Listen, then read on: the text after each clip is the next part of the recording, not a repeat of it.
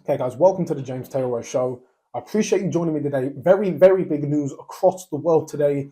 Everyone is paying attention to this huge, huge day in the history of the Middle East.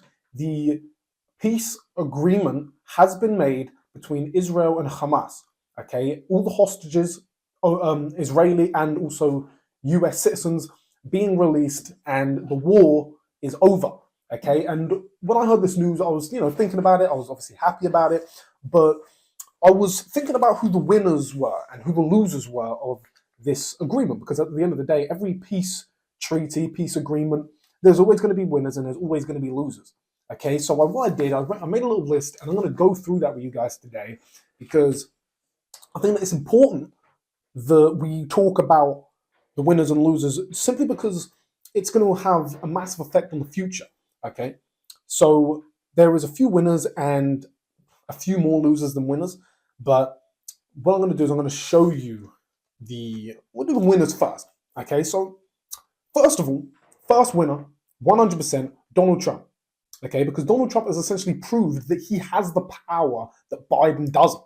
Okay, now there was a video he released. Well, no, he didn't release. Released by the media the other day, and this was essentially Donald Trump saying, this was 1 week ago. Okay, 1 week ago or 8 days ago, where he said this. Okay. If those hostages aren't back, I don't want to hurt your negotiation. If they're not back by the time I get into office, all hell will break out in the Middle East. And it will not be good for Hamas, and it will not be good, frankly, for anyone. All hell will break out. I don't have to say anymore, but that's what it is. Which, of course, is, a threat, right? He's basically saying, look, this is whose side we're on. We're on Israel's side. You release the hostages. You have American hostages. You have Israeli hostages. You attacked Israel on October the 7th. You guys run it, as in you guys, not the people of Palestine, but Hamas. You guys are terrorists. Let them go. Okay, and essentially what he proved by doing that is that he is the right guy to negotiate, not only for America, but on behalf of other countries, and that countries listen to him, and hopefully he can do the same type of thing when it comes to Russia, Ukraine. But again, he also proved something that a lot of people overlooked, okay? And when I was thinking about things, I almost didn't think of this until I saw a little video on Twitter, and then I started thinking, and I thought, actually, you know what, it's kind of right.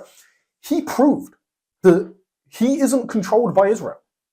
Okay, if you'd have seen his position on Israel, obviously, and then he was seen with, I believe it was Ben Shapiro. They were, I can't remember where they were, but he had a yarmulke or a kippah on, right? Which, for those who don't know, is the the Jewish hat that sits on the top of your head on the crown. And basically, people were saying that Donald Trump is owned by Israel. He's bought and paid for by Israel. And what he basically proved here is that actually, no, he's not, because he could have taken a different approach. He could have said to Israel, I'm going to back you, we're going to wipe them out, we're going to destroy Hamas. He didn't say that, right? He's basically forced them into a treaty that, to be honest, they probably didn't want to do, because it's not like Israel were losing the war. It's not like they were really under any threat. I mean, Iran fired hundreds of missiles into Israel, and I think only one of them landed at all, and like actually got through the dome and hit anybody. So I think one guy might have died, which is obviously sad. Obviously, death is bad on both sides. But when it comes to what Israel would have wanted, this isn't that, okay? Because all the top members of Hamas are still around, So, this is basically Trump proving that he does what he wants and what's best for America and America's interests, and he isn't controlled by Israel. Second, people who are the winners of this, obviously the hostages, right? But there's a couple reasons as to why it's kind of it's sitting on the fence in terms of winners and losers, right? You see, the hostages are obviously winners because they're freed, and they can go back to their families. They're no longer being held by terrorists. But the fact of the matter is, they were hostages, and they've been hostages for over a year now. That's 1 year and 2 months that these people have been held hostage. Americans, Israeli. There was a British girl that I knew about only because Nigel Farage brought that to attention. But they're winners. Okay, undeniable. We also have America as a whole. Okay, now the reason I say America as a whole is because it proves that they still have the power that people have been questioning over the last 4 years. Okay, over the Biden administration, the world has questioned whether America do have power. I mean, Russia seems to be doing what it wants. Obviously, Iran doing what it wants. You could argue that Israel's doing what it wants, right? And even though, yes, like I said, it was Trump that did that, a win for Trump is a win for America in the long term, especially when you think about Trump's the legacy he leaves in terms not the legacy, the people are going to replace Trump, right? Arguably JD Vance or maybe Vivek or maybe some new guys get involved, Ron DeSantis. It doesn't really matter. The fact is, these people are going to continue to have the grip on the world that Trump seems to have. And when I say grip, I'm not saying that in a negative way. I just mean respect, negotiating, using the powers that you have without actually, firing missiles or pushing red buttons, that sort of stuff. Very good for America. Also, other category of people who were winners at this, and this is the type of thing that people also aren't thinking about. But I had to include them on this list. The top-ranking Hamas guys, okay, and the top-ranking guys. I've said Hamas guys, but you could say, just these Islamic terrorists. So they're running from. Some of them might be from Iran. Some of them might be from the Gaza Strip. Some of them might be from maybe Lebanon. These people are winners because remember, these guys, they haven't been in Palestine. They've been in Qatar for like the last year and a half or whatever, right? So they sent, they orchestrated the October 7th, the attack. They hid basically either behind the people of Palestine, right? Basically used them as human shields, right? Or they were in Qatar or Saudi, or I mean, most of them, from the knowledge that we have, I think it's pretty credible information. They've just been in Qatar, so they basically sent their message to Israel, or I'd say message, sent the terror to Israel that they wanted to do, right? And they themselves, because they don't care about the people of Palestine, clearly, otherwise it would be well, I wouldn't say flourishing nation, but they would have built infrastructure that wasn't underground tunnels, so they're still running about. They're still going to be there with their money, or maybe they might get less money in the future, but they're still there. They still have power. They still have control. It's not like they've been kicked out of the leadership, right?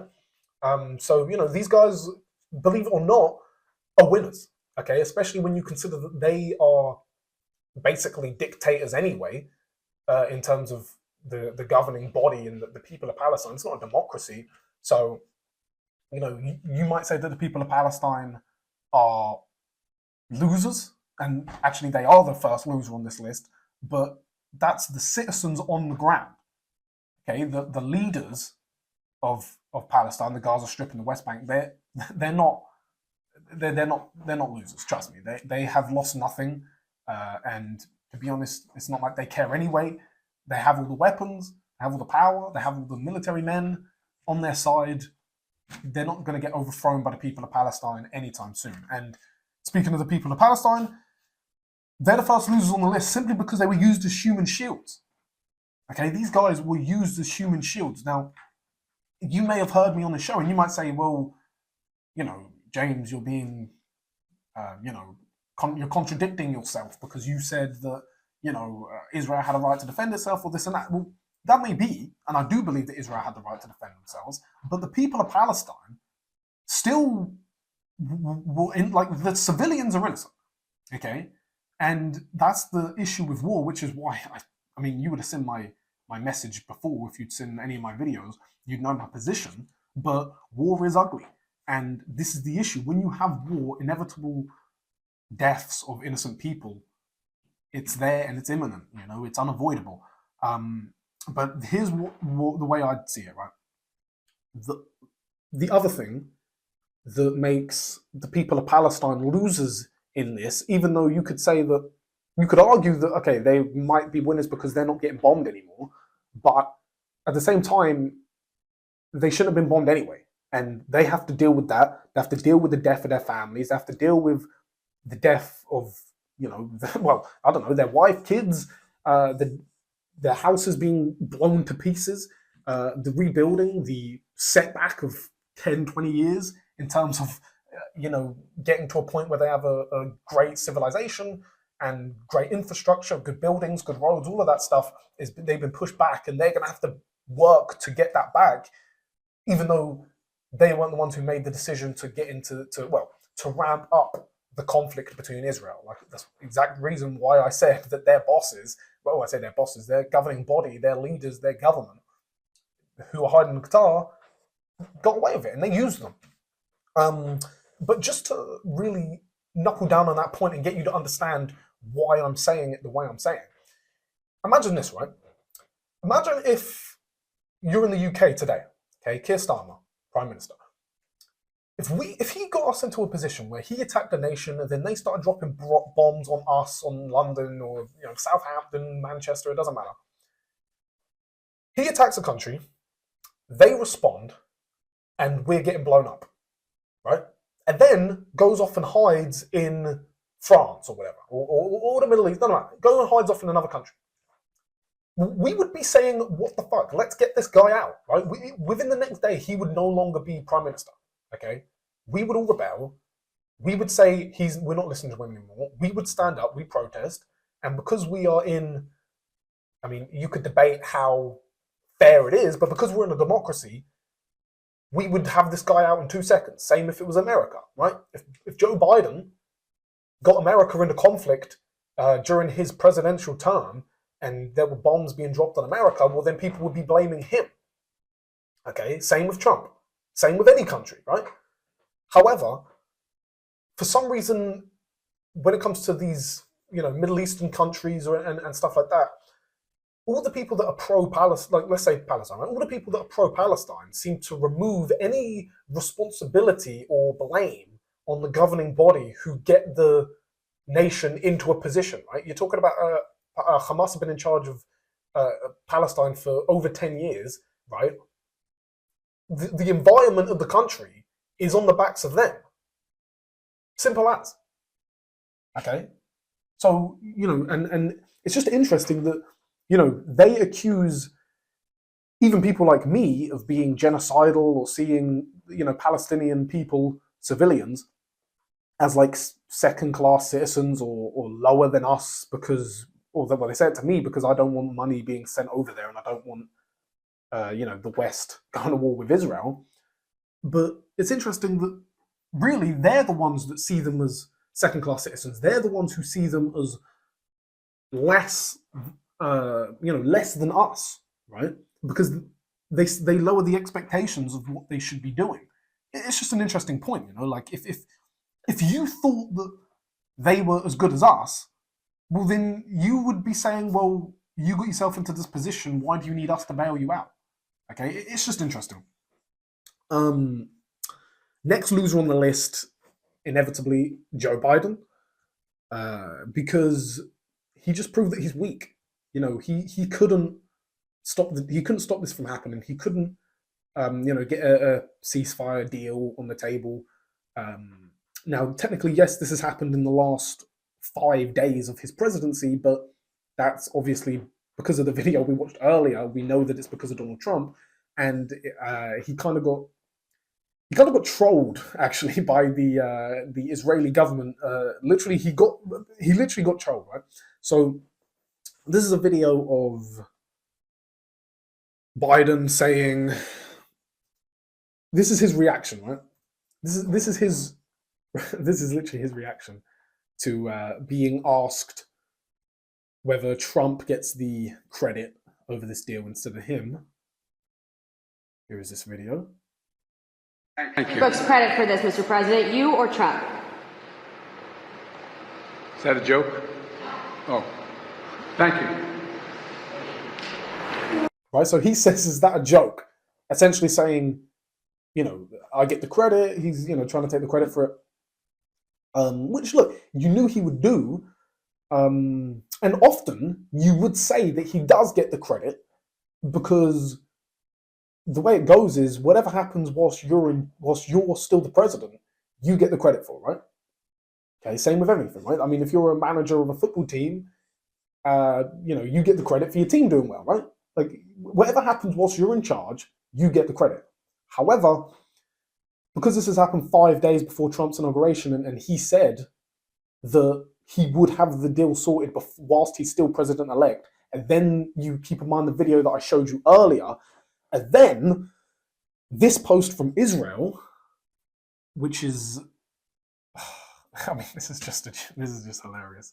Prime Minister Benjamin Netanyahu spoke this morning with US President-elect Donald Trump and thanked him for his assistance in advancing the release of the hostages and helping Israel bring the end to the suffering of dozens of hostages and their family. Okay, so Biden says, is this a joke? And then Israel literally come out and thank Donald Trump. So, Biden is a loser for that, as well as, by the way, and this is going to get overlooked by a lot of people, as well as all the other nations' leaders that have been calling for Israel to, agree to a ceasefire or to agree to an end of the war. I promise you, people like, and I'm not saying, he's not a leader, but people like Jeremy Corbyn, right, in the UK, leaders of Turkey, etc. I say Jeremy Corbyn, I use him as an example because he's obviously the type of guy who's always had these, aspirations to become prime minister. What him and all these other leaders have proven that they really have no power. Their word means nothing, and countries don't listen to them. If you can't get Israel to listen to you, right, then how are you going to get Russia to work with you? How are you going to get China to listen to you? How are you going to, enforce any kind of control or containment over North Korea when you're having a discussion with Kim Jong-un? You won't. Okay, Trump did it whilst president-elect. Okay, so going back to the Trump's win, there's levels to it, and the type of leaders like Biden, type of leaders like, or type of people with aspirations like Jeremy Corbyn, leaders of Turkey, leaders of Egypt, etc. They have nothing. They're weak, or at least in comparison to Donald Trump in the United States. Who else? Okay, next on the list, and this is actually someone that I was thinking about this and I was debating it, but I decided that he was a loser in this arrangement, and that is Benjamin Netanyahu. Okay, because at the end of the day, he is now hated for life. The only way that you could argue, maybe it's not because of this peace treaty, but at the end of this conflict, or well, I'm not saying that the conflict has ended and they're all friends, but at the end of this specific engagement of attacking one another, Israel attacking and Palestine attacking. Now that this is done and people are going to reflect on it, people are not going to like Benjamin Netanyahu. Basically, no matter what side you're on, he's going to be a target for life.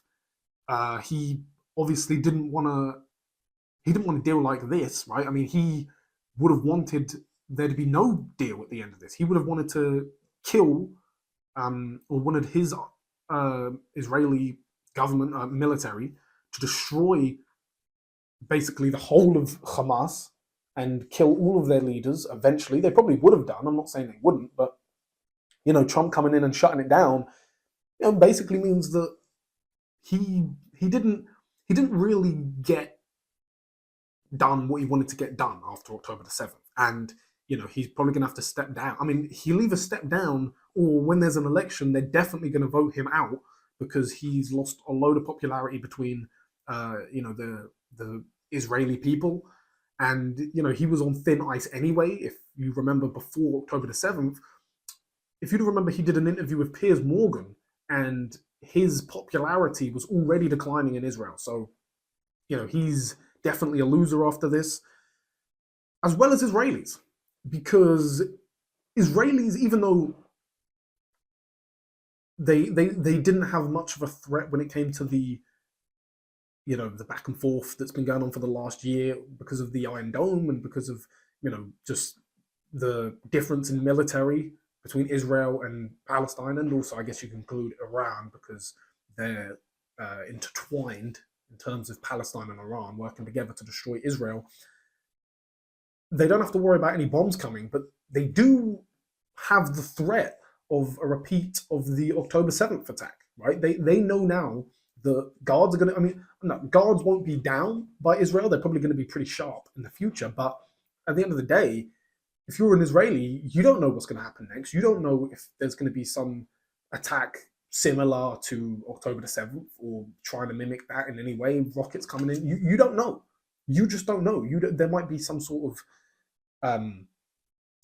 internal, I guess you could say rat, some treasonous, you don't know. Some suicide bomber, Israeli sent by a rat. You don't know. And they're going to be dealing with that threat. Same as the Palestinians, I guess. So they're definitely losers. Next on the list, Trump's haters. I'll keep this one short and sweet. Trump's haters because, they basically said he's been Hitler and this and that, and he's basically just stopped a war before he was president-elect. And, these are the type of people that say that he is for war, he's crazy, he's tyrannical, he's owned by Israel, this sort of stuff. Like I said earlier, he shut that all down.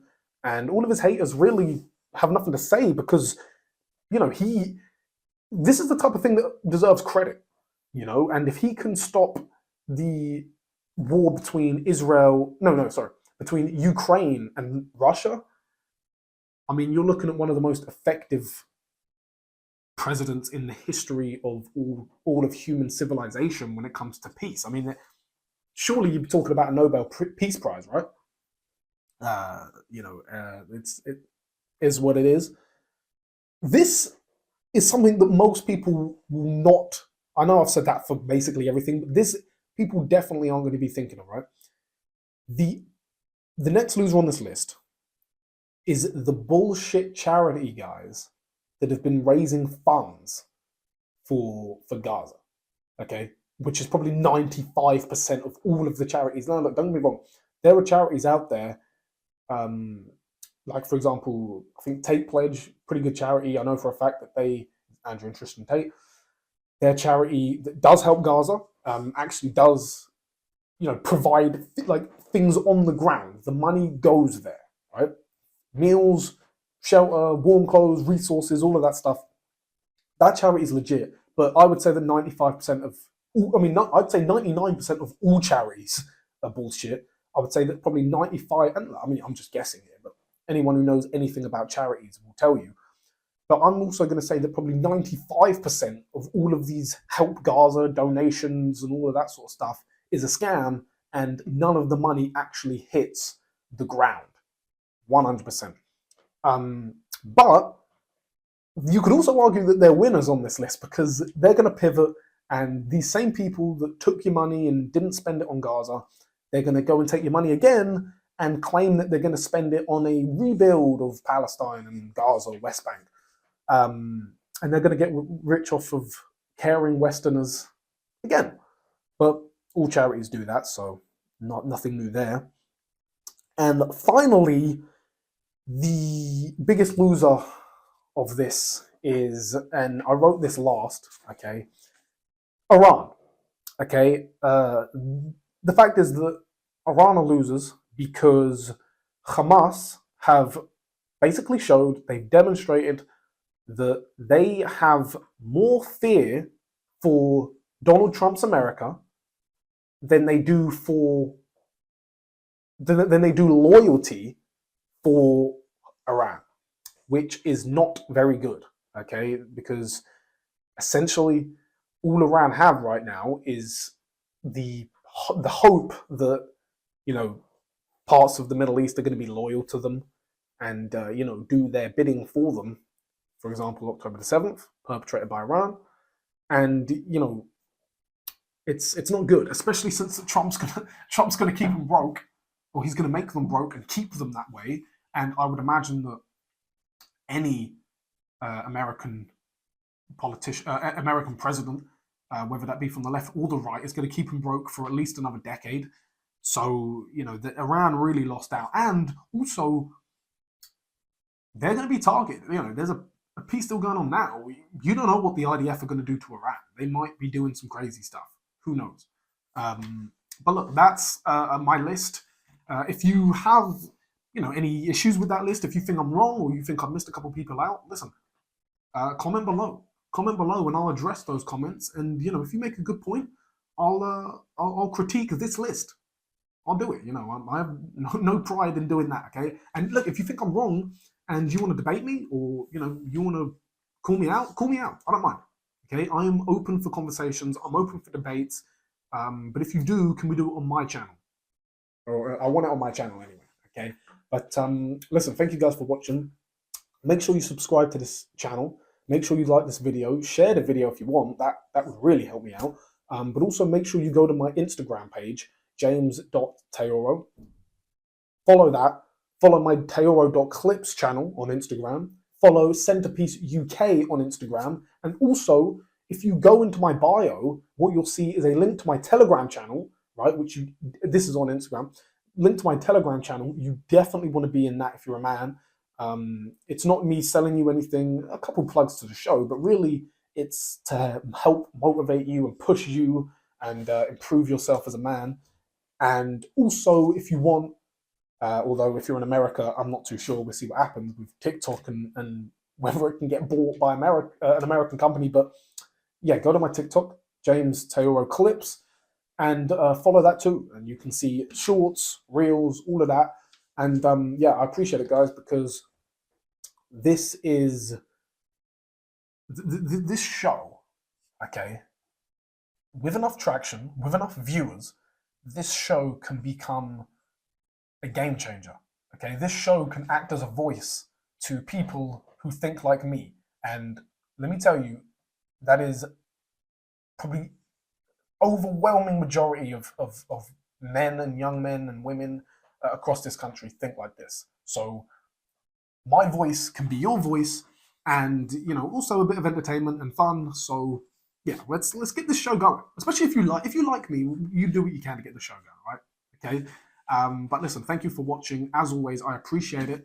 I've got a new video coming up soon, which is about how it's about London. This is crazy stuff. The hatred for Reform UK is real, and I am going to prove it in my next up and coming video coming out tomorrow. Okay, so thank you very much. I appreciate you watching. Have a good day. Thank you very much.